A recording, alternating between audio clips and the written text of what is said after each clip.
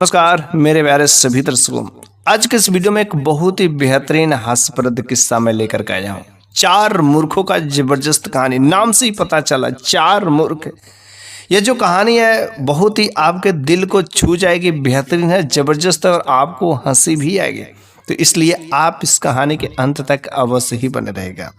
तो चलिए हम लोग उस कहानी को बिना देरी किए शुरू ही कर देते हैं। तो एक बार की बात है कि एक चार दोस्त एक पेड़ के नीचे बैठे रहते हैं और चारों के चारों दोस्त जो है आपस में बात करते हैं। यार होशियार लोगों की तो बड़ी बात होती है, बड़ी कई जगह कंपटीशन होते हैं कि चतुर कौन है, होशियार कौन है, लेकिन हम चारों में आखिर सबसे मूर्ख कौन है। उसने कहा हाँ ये तो बात पता है, लेकिन कैसे पता चलेगा, हम लोग कैसे डिसाइड कर सकते हैं कि आखिर हम लोगों में कौन सबसे ज्यादा मूर्ख है। इसके लिए हमको किसी बूढ़े बुजुर्ग के पास में जाना पड़ेगा और वही हम लोगों को परख के बता सकता है।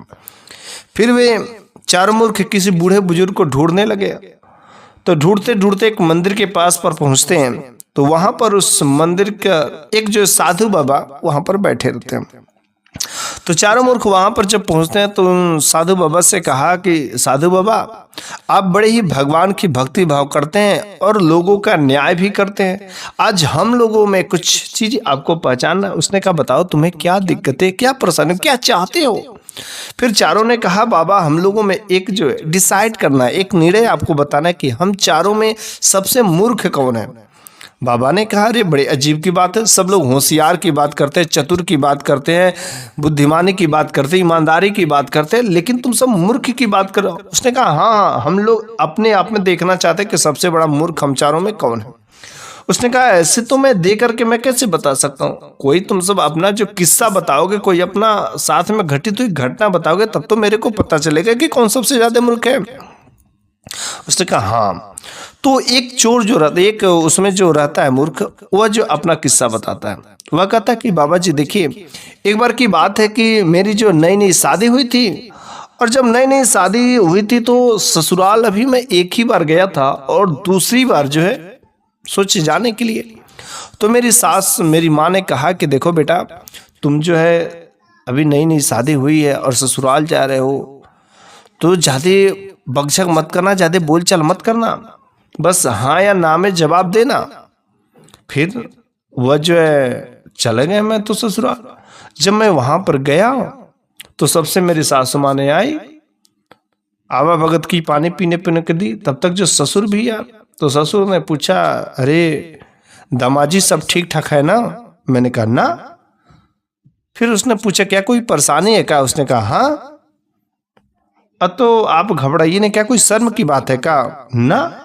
तो ससुर जी ने सोचा कि शायद कुछ पैसे की तंगी होगी, दिमाग की टेंशन होगा, इस वजह से कुछ बोल नहीं पा रहे हैं। उसने कहा तब ठीक है आप जो आराम करिए और खाना वाना खा करके आराम से लेट जाइए। फिर जो खाना का वक्त होता है तो सासू माँ ने खाना लेकर के आया। उसने कहा कि दामाद जी उठिए खाना खा लीजिए। उसने कहा हाँ। उसने कहा खाना यहीं पर ला। उसने कहा ना। तो सोची कि हो सके यहाँ पर नहीं खाएंगे, कहीं और खाएंगे। अब सास माँ फिर से घर में इंतजार कर रहे हैं कि आखिर कहाँ पर खाएंगे। फिर से सास माँ गए। उसने कहा दामाद जी चलिए खाना खा लीजिए। उसने कहा ना। अब इस तरीके से दो बार ना हो गया तो सासू माँ ने सोचा कि शायद दामाद जी का दिमागी टेंशन के वजह से, पैसे की किल्लत के वजह से हो सके उनको कुछ अच्छा ना लग रहा हो, इसलिए जो है बोल रहे हैं कि मन ना हो खाने के लिए। उसने कहा दामाद जी जब भी आपको भूख लगता है तो मैं जो है आप किचन में आइएगा और खाना लेकर के खा लीजिएगा, मेरे को कोई आपत्ति नहीं होगी। फिर अब दामाद जी सो जाते हैं। जब सो जाते हैं तो नींद नहीं आ रही क्योंकि भूख लगा था जबरदस्त। अब उस भूख के मारे बेचारा सोच रहा करे इस हाँ ना के चक्कर में मेरी तो भूखे भजन ना होए गोपाला। अब नींद भी ना आ रही है। अब दामाद जी चुपके से उठते हैं और चुपके से उठते हैं दबे पांव से जो किचन में जाते हैं अब खाना ढूंढने। लेकिन खाना ढूंढते तो उनको समझ नहीं आता, अरे अपने घर का रसोईया रहे तब तो समझ आए, दूसरे घर के रसोईया में कैसे। और पास में सासू माँ सोई भी रहती, अंधेरा रहता। अब बेचारे उनको जब कुछ नहीं मिलता है किचन में तो लड्डू एक मिलता है। अब जैसे लड्डू मिलता उसको मुख में डाल लेते क्योंकि भूख सता रही थी, और भी कुछ ढूंढ रहे थे खाने के लिए, लेकिन तब तक जो एक बर्तन उनके हाथ से लग जाता है और नीचे गिर जाता है। और जैसे नीचे गिरा सास माँ की नींद खुल गई। अब तुरंत वो सास माँ उठी, वो तो सोची बिल्ली है, लेकिन जैसे सास माँ ने उठी तो टार्च जलाई। जैसे टार्च जलाई तो ये दामाद जी दबे पांव से भागे हुए जा रहे हैं। अब सास माँ बड़ी चिंता में, आखिर दामाद जी इस तरीके से क्यों भाग रहे हैं, बात क्या है, उन्हें कोई परेशानी है, कोई दिक्कत है क्या, रात के समय में ऐसे कैसे उठ रहे। तो सास माँ ने अपने पति को बताया, अपने ससुर को। ससुर और सास दोनों लोग आए और कमरे में तो देखे कि दामाद जी मस्त चद्दर उड़ के सो रहे। फिर से जब चद्दर उठाया तो मुख में लड्डू था।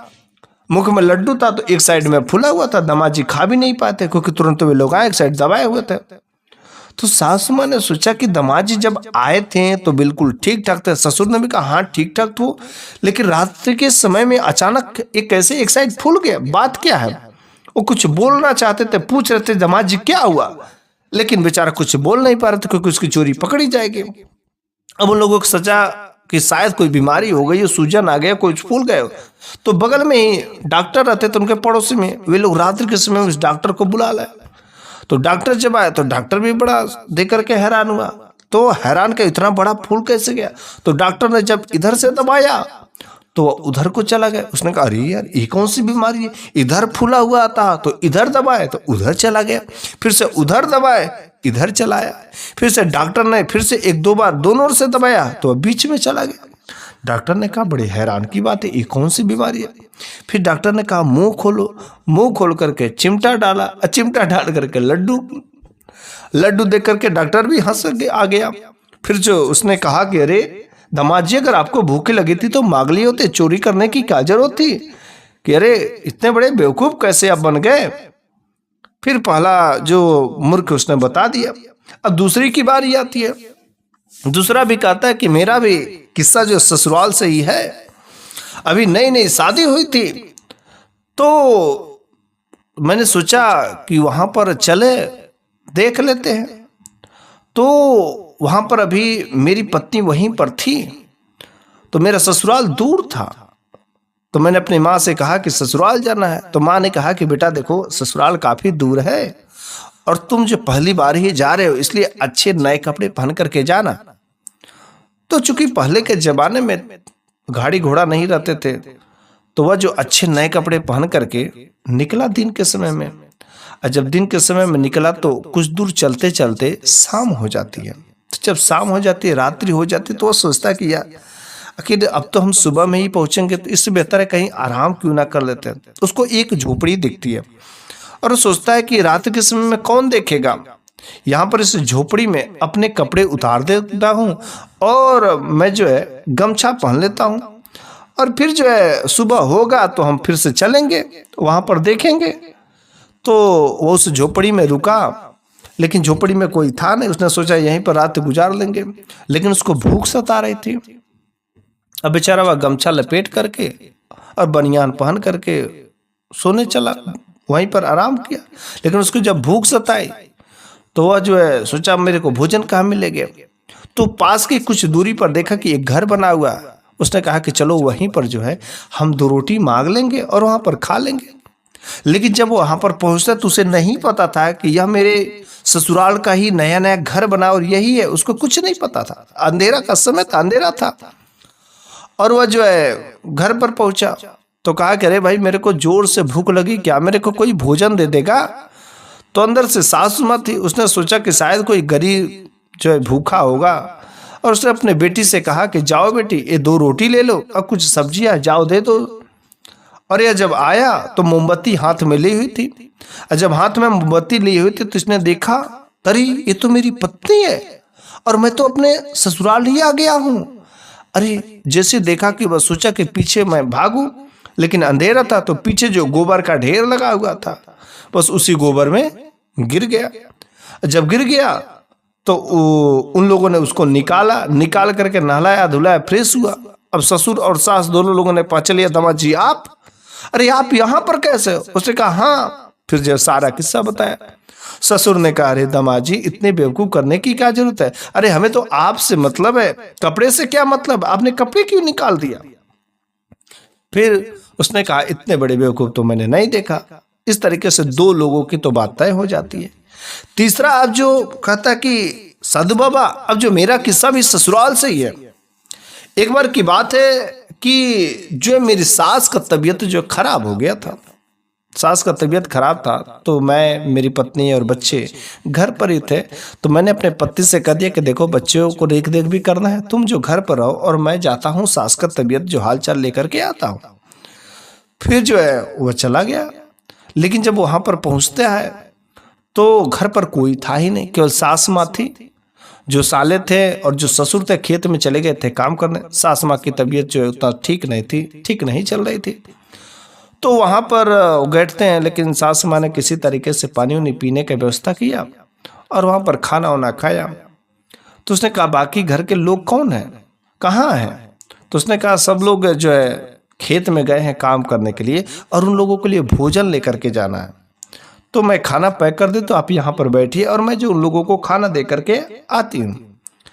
तो उसने कहा, सास माँ आपका तबीयत खराब है और मैं भला यहाँ पर जब आ ही गया हूँ, तुम दीजिए, मैं भोजन को खेत तक पहुँचा देता हूँ, लेकिन आप बता दीजिए खेत कहाँ है। सास माँ ने सारी की सारी बात बता दी, कहाँ कहाँ खेत है, कैसे कैसे जाना है, और दामाजी को पोटली भोजन वाली दे देती है। अब दामाजी उस भोजन की पोटली को लेकर के चलते हैं। जब दामाजी भोजन की पोटली लेकर के चलते हैं तो उस रास्ते से गुजरते हैं, तो वहां पर एक देखते काठ लगा हुआ था। अब काठ, उन्होंने लोगों से पूछा, अरे भाई ये क्या चीज है, आज तक तो मैंने कभी देखा नहीं था। उसने कहा, एक काठ है, काठ। उसने कहा, एक काठ क्या होता है। उसने कहा, यहाँ का जो राजा है उसने काठ बनवाया, और जो लोग समय पर लगान नहीं देते हैं राजा को, बस उसे काठ में बंद कर देते हैं और कुछ देर तक वह दर्द से तड़पता रहता है। फिर जो ऑटोमेटिक वह दर्द से तड़पता रहता है तो वह लगान जो है दे देता है। उसने कहा कि काठ कैसे होता है, किस तरीके से काम कर। उसने कहा, वहां पर एक पत्थर है और पत्थर जो है जैसे ही हटेगा आदमी वहां पर जो है फंस जाता है और दर्द से तड़पने लगता है। उसने कहा, यार काठ कैसा होता है। फिर वह भोजन की पोटली लेकर उस काठ के पास में पहुंचता है। दोपहर का समय था, तेज धूप थी, कोई जो इर्द गिर्द उतना कोई दिख नहीं रहा था। लेकिन जब वह भोजन की पोटली बगल में रख देता है और वह उस काठ को इधर उधर इर्द गिर्द देखने लगता है और एक पैर उसमें डाल देता है।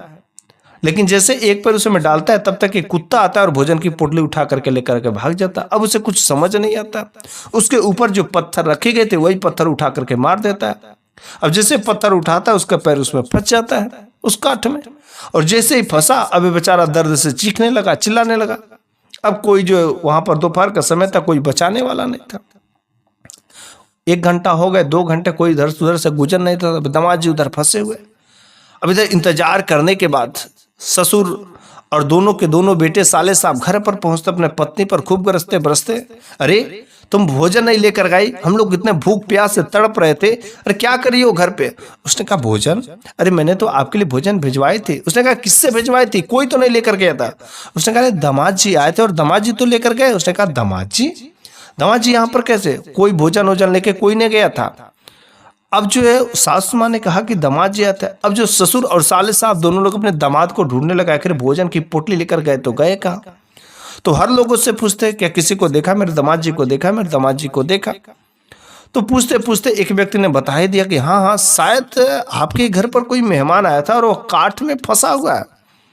उसने कहा, काठ में, आखिर मेरे दामाद ने क्या ऐसी गलती की कि जिसकी वजह से राजा ने उसको काठ में फंसा दिया, काठ में डाल दिया। अब ससुर और साले साहब दोनों लोग राज दरबार में पहुंचते, राजा से कहा कि राजा साहब आपने बहुत बड़ा अन्याय किया। राजा ने कहा, अरे मैं तुम्हारे साथ में क्या अन्याय किया।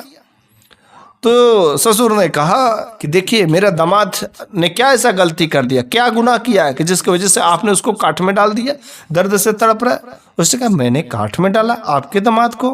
अपने सैनिकों से या मंत्रियों से पूछा कि क्या किसी को आज काठ में डाला गया। उसने कहा, नहीं तो आज किसी को नहीं डाला गया। फिर जो है दामाद जी के पास में ससुर और जो साले साहब पहुंचते हैं, देखते हैं कि वहां पर काठ में फंसे हुए, काठ से छुड़ाते हैं लोग, फिर सारा का सारा किस्सा बताते हैं। तो उसने कहा, अरे दामाद जी, इतने मूर्ख की क्या बात है, आप तो मूर्ख की हद ही पार चुके, क्या जरूरत था उसको छूने का, झूठ में आप जो अपने पैर पर कुल्हाड़ी मारते हैं, चलिए घर चलिए। फिर जो दामाद जी अपने घर पर चले जाते हैं। इस तरीके से तीसरा मूर्ख भी अपना बात बता देता है। अब रह गई बात चौथे मूर्ख की, बारी आती है। चौथे मूर्ख ने साधु बाबा से कहा, साधु बाबा, मेरा भी ससुराल से ही नाता है, कुछ ऐसी ही बातें हैं। दरअसल बात यह है कि साले साहब की शादी थी और मेरी नई नई शादी हुई थी। अब जब नई नई शादी हुई थी तो मेरी पत्नी पहले ही वहां पर चली गई थी। तो जब मेरी पत्नी पहले चली गई तो शादी के एक दिन पहले मैं वहां पर पहुंचा, और जब शादी के एक दिन वहां पर पहले मैंने पहुंचा तो शादी हुई धूमधाम से, बड़ी अच्छे से सब कुछ जो हुआ। अब रात्रि के समय में जब सोने की बारी आ गई तो मैं जो खाता था तंबाकू, अब मेरे के पास तंबाकू थे नहीं। अब मैं ढूंढने लगा इधर उधर इधर उधर। अब मैं नया नया था और मैं किसी से कहूँ तो कैसे कहूँ, पूछूं तो पूछूं कैसे। अब मैंने चुपके से, रात्रि के समय लोग सोए हुए थे, तो घर में जाकर के जो है ढूंढना शुरू कर दिया। लेकिन घर में जब ढूंढना शुरू कर दिया तो मेरी मुलाकात अपनी पत्नी से हो गई। लेकिन मेरी पत्नी जो है दोनों हाथों में मेहंदी लगा करके रखी थी। हमने कहा, यार मेरे को तंबाकू चाहिए। उसने कहा, तंबाकू? भला मेरे पिताजी तो खाते हैं, लेकिन ये बात मेरे को नहीं पता है कि कहाँ रखते हैं। लेकिन हाँ, वो तबेला है वहीं पर जो सोते होते हैं और उनके बिस्तर के पास में अवश्य कहीं ना कहीं जो तंबाकू होगा। बस उसने कहा, यार मेरे को तो पता नहीं है तुम्हारे घर का तबेला कहाँ कैसे है, और मैं ससुर से मांगू तो मांगू कैसे मांगू। उसने कहा, हाँ ये तो बात है। तो फिर मैंने सोचा कि ये मेरी पत्नी दोनों के दोनों हाथों पर मेहंदी रखी हुई, कैसे ढूंढेगी। अगर हाथ सही रहते तो ढूंढ करके ला देती, और मेरे को तंबाकू खाने की जोर लगी हुई थी। तो उसने कहा, देखो तुम्हारे दोनों के दोनों हाथ फंसे हुए हैं और पैरों में भी तुमने मेहंदी लगाई है, इससे बेहतर है कि मैं तुमको अपने कंधे पर उठा लेता हूँ, और जब मैं कंधे पर उठा लूंगा तो तुम बस बताना किधर जो है तबेला और कहाँ कहाँ पर मेरे को ढूंढना है। लेकिन रात्रि का समय था और उसको अपने कंधे पर उठा लेते हैं, और वो अपने मेहंदी के दिखावे में थी ताकि कहीं मेरा मेहंदी बिगड़ ना जाए। इसके वजह से जिस रास्ते से जाना था उस रास्ते से नहीं गए, और रास्ता थोड़ा लंबा वाला चल दिए। तो उसने कहा, अरे भाई किधर से है। अब ये उसको अपने ऊपर जब चढ़ा लिया तो शरीर लंबा हो गया था। अब उसमें जो तबेले में काफी सारे गाय भैंसे थी, उसने देखा, अरे कोई इतना बड़ा। अब सब डर गई तो उन लोगों में अफड़ा तफड़ी मच गई, पूरा का पूरा हालचाल खराब हो गया। सब जो है रस्सी तोड़ा करके भागना शुरू कर दिए। लोगों में तहलका मच गया, पूरी लोग जो जाग गए। आखिर बात क्या हुई, ऐसे गाय पूरे बछड़े क्यों भाग रहे हैं। ससुर जो है रात्रि के समय में उठ करके आता है तो देखता, अरे मेरी बेटी को लेकर के दामाद जी अपने कंधे पर बैठे हुए और कुछ ढूंढ रहे मेरे बिस्तर के पास में, लेकिन उन्हें कुछ मिलता है। तब तक ससुर जी वहां पर आकर के पहुंच जाते, कहते हैं, दामाद जी आप क्या कर रहे हैं यहाँ पर, और ये आपने गाय बछड़ों का क्या किया, सारे के सारे लोगों को क्या परेशान कर रहे हैं। उसने कहा, अरे दामाद जी हम कुछ नहीं कर रहे। तब तक बेटी ने बोल ही दिया, अरे पापा, अरे इनको तंबाकू चाहिए, तंबाकू, और इनको दे करके सारी की सारी गाय भैंसे देखिए खोल करके भागना शुरू कर दिए। ससुर ने कहा, रे मूर्ख, जब तुमको तंबाकू ही चाहिए था दामाद जी तो एक बार हमसे कह दिए होते, कौन सी शर्म की बात है, तंबाकू खाना कोई बहुत बड़ी गुनाह की बात थोड़े, आप हमसे कह दिए होते। और इस तरीके से चौथा मूर्ख भी अपनी बातों को कह सुना देता। अब चारों के चारों मूर्ख जब अपनी बातों को कह देते तो फिर साधु बाबा से पूछा, साधु बाबा हम चारों लोगों ने अपना अपना किस्सा बता दिया, अब आप ही बताइए, न्याय करिए कि हम चारों में जो सबसे बड़ा मूर्ख कौन है। साधु बाबा ने कहा, हाँ यार ये तो बात सोचने की बात है। अब चारों में ये डिसाइड करना कि चारों में सबसे बड़ा मूर्ख कौन है। पहला, जो तुम गए थे वहां पर तो तुम्हारा भी कुछ वहां पर काम था, तो ये तो ठीक है। दूसरा, जो वहां पर गया था, अब कपड़ा बचाने के चक्कर में तो फिर उतना भी कोई स्वार्थ तो थोड़ा बहुत काम का चीज है, ठीक है। लेकिन तीसरा बंदा जो है, जो तुमने काम किया वहां पर कोई तुम्हारा स्वार्थ भी नहीं था, और तुमने जानबूझ कर अपने पैर पे कुल्हाड़ी मारती, तुम्हारा कोई वहां पर फायदा नहीं था, कोई वहां पर बेनिफिट नहीं था, फिर भी तुमने अपना पैर जो जानबूझ करके काठ में फंसा लिया उसको देखने के चक्कर में। इसलिए सबसे बड़ा मूर्ख तुम ही हो जो काठ में अपने आप को फंसा लिया था। इस तरीके से चारों में जो सबसे बड़ा मूर्ख था उसका भी फैसला हो गया। और चारों मूर्खों की ससुराल वाली जो कहानी है, यह कहानी सुनकर के शायद आपको बहुत अच्छी लगे हुए, मज़ा भी आया होगा। और इस कहानी को इसलिए आप अधिक से अधिक लोगों के पास में शेयर भी जरूर करिएगा, क्योंकि ऐसी हास्यप्रद कहानियाँ दिल को छू जाती है और बहुत ही सच्चे मन से सभी लोग इस प्रकार की कहानियाँ को सुनते हैं। तो कृपया कम से कम आप जो है इस कहानी के अगर अंत तक बने रहे तो अब तो मेरे चैनल को सब्सक्राइब कर लीजिए। और वीडियो को अभी तक आपने लाइक नहीं किया तो लाइक करिए और अधिक से अधिक लोगों को शेयर करके उनका भी दिल को झूम झूम कराइए। बस आज की कहानी यहीं पर समाप्त हो जाती है। अगली वीडियो में मैं फिर से कुछ ऐसी ही नई कहानियाँ लेकर के हाजिर हूँगा। तब तक के लिए अलविदा।